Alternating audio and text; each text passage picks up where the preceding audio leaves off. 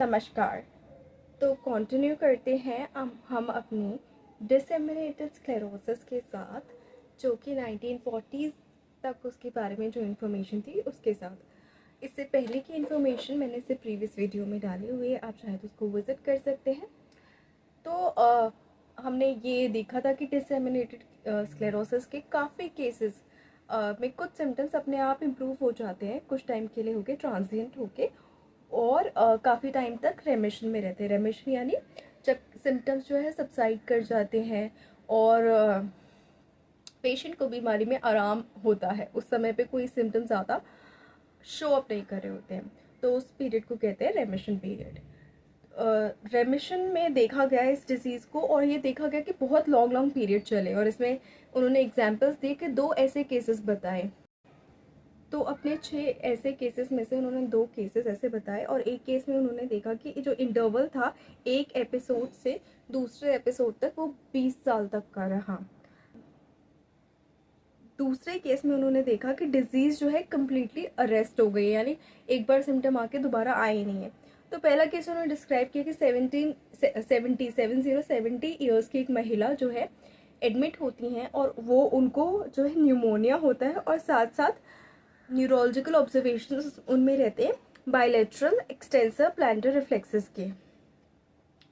जो पेशेंट है वो न्यूमोनिया के कारण शी डाइज, लेकिन उसके बाद उनका माइक्रोस्कोपिक एग्जामिनेशन करते हैं ब्रेन का और स्पाइनल कॉर्ड का, जिसमें स्पार्स बट टिपिकल, स्पार्स यानी थोड़े लेकिन इधर उधर फैले हुए, लेकिन typical lesions of disseminated sclerosis मिलते हैं। और रिलेटिव्स से और फ्रेंड्स से इंक्वायरी करने के बाद पता चलता है कि अराउंड 20 ईयर्स पहले उनको क्रीपिंग पैरालिसिस हुआ था, कुछ समय होके, और कुछ रेसिडुअल सिम्टम्स रहे थोड़े समय तक, लेकिन वो अपने आप ठीक हो गए। और उसके बाद जो है थोड़ी सी वीकनेस ऑफ लेग्स के साथ उन्होंने एक इंडिपेंडेंट लाइफ अपनी जी अपने अंतिम समय तक। ये उन्होंने फर्स्ट केस डिस्क्राइब किया। दूसरा केस उन्होंने डिस्क्राइब किया है 75 ईयर्स ओल्ड वुमेन का, जो कि उन सिम्टम्स के लिए आई थी जो कि दिखने में ऐसा लग रहा था कि बेल्स पाल्सी है। उनको कोई अबनॉर्मल साइन नहीं था, सिर्फ एक ही था कि राइट ऑप्टिक एट्रोफी है with a large central scotoma. और उनकी हिस्ट्री इंक्वायर करने के बाद उन पता चला कि जब वो 29 से 39 साल की थी, यानी 29 से 39 ईयर्स के बीच में, उनके शरीर को या उनको बहुत सारे ऐसे एपिसोड्स हुए जिसमें कैरेक्टरिस्टिक ऑफ डिसेमिनेटेड स्क्लेरोसिस देखे जा सकते थे। जैसे कि उनको रेट्रोबल्बर न्यूराइटिस हुआ अलग अलग समय पे डिफरेंट आइज में, बोथ आइज में। साथ साथ उनको ट्रांजिएंट वीकनेस रही उनकी सारे लिम्स में, हाथ में, पैर में, कभी इस हाथ में कभी उस पैर में वीकनेस रही। वो जो है नेशनल हॉस्पिटल की पेशेंट थी उस वक्त, एंड जब वो 75 ईयर्स की एज में आई थी तो उनको सिर्फ एक रेसिडुअल सिम्टम ही रह गया था, दैट इज़ ऑप्टिकल अट्रोफी का। और धीरे धीरे जो बाकी सिम्टम्स थे, जैसे weakness of the right hand and a gait which was slightly spastic, यानी जो रेसिडुअल सिम्टम्स थे वो धीरे धीरे क्लियर होते गए थे between the age of 39 and age of 75 years. तो ये केस ऐसा उन्होंने डिस्क्राइब किया कि इस केस के सिम्टम्स ठीक होते होते, यानी डिजीज़ उनके अकॉर्डिंग वो अरेस्ट हो गई थी, आगे डेवलप नहीं हो रही थी। तो उस वक्त की रिसर्च में और लेक्चर में ये डिस्क्राइब किया गया कि जो ये रेमिशन के केसेस हैं ये भी कंसिड्रेशन में लिए जाने चाहिए, ताकि हम इटियोलॉजी को, डिजीज़ के कॉजेशन को और अच्छे से स्टडी कर सकें, और साथ साथ जो कि लेटेंट रहती है लेकिन पोटेंशियली डेंजरस भी है, तो उस वक्त मैनेजमेंट भी अच्छा कर सकें, पेशेंट को जानकारी दे सकें। एक और चीज़ जो उन्होंने नोटिस की वो था एज ऑफ डिजीज़। एज जो हो रही थी ना, एज इंसिडेंस की, किसी कौन सी डिजीज़ कौन से समय पे ज़्यादा होने की संभावना है। तो ये पाया गया कि the onset of disseminated sclerosis before puberty, puberty से पहले होना, वॉज एक्सट्रीमली रेयर। उसके बाद 50 के बाद the onset is very uncommon, though not so uncommon as before puberty, यानी 50 साल के बाद डिजीज़ का ऑनसेट हो, ये भी अनकॉमन है, लेकिन इतना नहीं है कि प्यूबर्टी से पहले ऑनसेट होना जितना अनकॉमन है या रेयर है।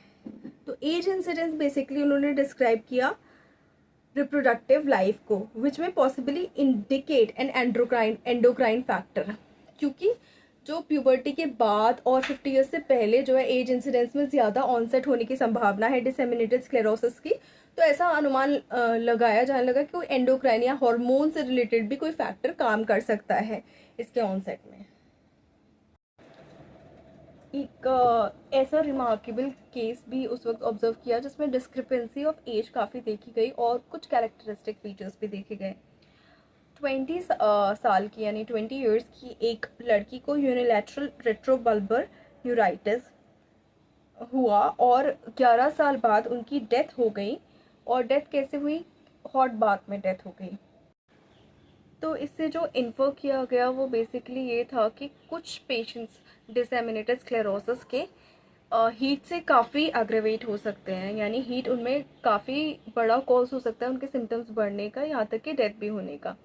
वो महिला उस हॉट टब में चली तो आराम से गई, लेकिन हीट ने उनके सिम्टम्स को इतना इंटेंसिफाई कर दिया, वीकनेस को इतना ज़्यादा इंटेंसिफाई कर दिया कि वो बाहर निकलने के काबिल नहीं रही, जिसकी वजह से उनकी डेथ हो गई। अब उन्हीं की जो मदर थी, उनकी मदर की आई साइट जो है 52 साल की 52 ईयर्स की एज में लेफ़्ट आई की आई साइट चली गई और 2 घंटे के बाद खुद ही वापस आ गई। 57 ईयर्स की एज में उनकी मदर ने हॉस्पिटल को विज़िट किया और तब तक वो ट्रांजिएंट वीकनेस डेवलप कर चुकी थी, एक हाथ में, दोनों पैरों में, और ये बहुत ही कैरेक्टरिस्टिक साइंस थे डिसेमिनेटेड स्क्लेरोसिस के। अब इस मदर डॉटर के केस को देख के जेनेटिक प्रेवलेंस भी डिजीज़ की सामने आती है। तो डिसेमिनेटेड स्क्लेरोसिस बेसिकली 6.5% केसेस में फेमिलियल इंसिडेंस भी हो सकता है। और जो सिबलिंग्स के बीच में ट्रांसमिशन है, यानी एक सिबलिंग को है और दूसरे को भी होने की संभावना है, वो ज़्यादा है रेदर देन पेरेंट और उनके चाइल्ड को। माँ बाप को है तो सब बच्चे को होगी, इसकी संभावना थोड़ी सी कम है रादर देन जब सिबलिंग को है तो दूसरे भाई बहन को भी हो सकती है, उसकी संभावना थोड़ी सी ज़्यादा है। तो इस केस में उन्होंने सोचा कि हो सकता है कोई इन्फेक्शस कॉज भी प्रेवलेंट रहा हो। डिजीज़ का एक और एस्पेक्ट डिस्कस करना बहुत ज़रूरी था, जो कि है जोग्राफिकल डिस्ट्रीब्यूशन। तो उस वक्त क्योंकि स्टडी ये उन्हीं कंट्रीज़ के अराउंड हो रही थी, उन्हीं कंट्रीज़ का ज़्यादातर स्टडी किया गया। तो अमेरिका में ये देखा गया कि नॉर्दर्न स्टेट्स में डिसेमिनेटेड स्क्लेरोसिस ज़्यादा कॉमन है as compare with southern states.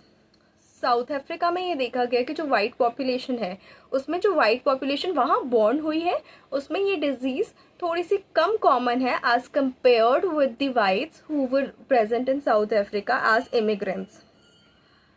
Northern isles of Scotland, Shetlands and Orkneys में ये देखा गया कि 11.8 लोगों में पर 10,000, यानी 10,000 लोगों में से 11.8 लोगों में डिसेमिनेटेड स्क्लेरोसिस हो सकती है। और ये फाइंडिंग जो है सदरलैंड ने की थी। सदरलैंड ने ये सोचा कि maybe due to genetic factor भी हो सकता है, for the two populations are derived from very different stocks. उन्होंने लेकिन इसके कॉन्ट्रास्ट में कुछ केसेस ऐसे नोट किए अपने सर्वे में। उन्होंने देखा कि काफ़ी सारे जो घर हैं वहाँ पे स्पेशली शेटलैंड में, वो अपना डोमेस्टिक वाटर जो है अनफेंस्ड वेल्स से लाते हैं। साथ साथ उन्होंने ये भी देखा अपने सर्वे में कि जो डिजीज़ है वो 3 गर्लफ्रेंड्स को अफेक्ट कर रही है जो कि सेम स्ट्रीट में रहती हैं, 3 नेबर्स को अफेक्ट कर रहे हैं अगेन जो कि सेम स्ट्रीट में रहते हैं, 2 गेम कीपर्स को अफेक्ट कर रहे हैं जो कि सेम हाउस में रहते हैं सक्सेशन में, और none of them were genetically related. तो यहाँ पे एक इन्फेक्शियस एजेंट की प्रेजेंस की भी संभावना बताई गई थी उस वक्त के अकॉर्डिंग। एक और ऑब्जर्वेशन थी जो इन्फेक्शियस एजेंट के प्रेजेंस की तरफ इशारा कर रही थी। उन्होंने 6 केसेस देखे एक स्मॉल विलेज में उस कंट्री में। तो 5 of these 6 persons had attended the same village school together. Consanguinity was excluded. तो ऐसे इंसिडेंसेस हमेशा जो है भले से रेयर रहे हो, लेकिन इन्फेक्टिव एजेंट की प्रेजेंस फिर भी दर्शा रहे थे। हो सकता है वो infective agent directly disseminated sclerosis ना कॉज कर रहा हो, लेकिन कुछ कुछ प्रोसेस करके उसकी तरफ बॉडी को प्रोग्रेस कर रहा हो. So this was the information which was given in this chapter regarding disseminated sclerosis, which is one of the demyelinating diseases, and this information was available to us till 1940s.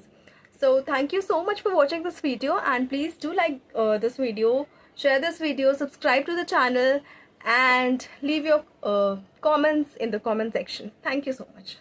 Bye bye.